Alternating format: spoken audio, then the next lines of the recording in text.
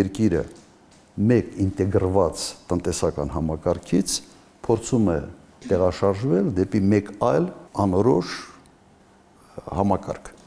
որը պատրաստ չի քեզ ընդունել, պատրաստ չի քեզ նույնիսկ Ուկրաինայի պարագայում ինչպիսի սահմանափակումներ են մտցրել օրինակ լեհերը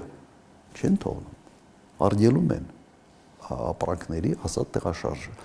Հիմա ուրեմն Հայաստանը մտնում է տուրբուլենտության մի լուրջ փուլի մեջ, անընդհատ լրջագույն տնտեսական հարցեր, տնտեսական խնդիրներ եւ այսպես ասենք, սա այս տուրբուլենտությունը շատ թանկ է նստելու եւ հայ ժողովրդի համար եւ չեմ կարծում, որ Նիկոլ Փաշինյանը ի վիճակի է սա մարսել։ Շատ փոքր է ինքը դա մարսելու համար, ոչ այդ գիտելիքները ունի, ոչ այդ ռեսուրս ազդեցության ունի։ Նաեւ այս ընտրությունները ցույց են տալիս, որ այդ ազդեցություն, այդ ռեսուրսը դու այլևս չունես։ Կաշառեցիր մարդկանց բյուջեի միջոցներով, հետո այդ միջոցները շեշտակի նվազելու են։ Չես կարողանալու այս կաշառելու տեմպը պահել։ Հետո խնդիրները ունենալու դիմելու է Եվրոմիության, ասելու է մի քիչ էլ փող տվեք, մի քիչ էլ փող տվեք։ Զելենսկու պատմությունը սենց ուղղակի ոչ թե պատերազմային վիճակի,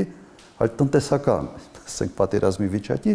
բերել է հայ ժողովրդի գլխին։ Չի մարսելու ինքը այս կարգի տուրբուլենտությունը չի մարսելու եւ ընդդիմությունը իհարկե այս ամենի ֆոնի վրա շատ մեծ հնարավորություն է ունենալու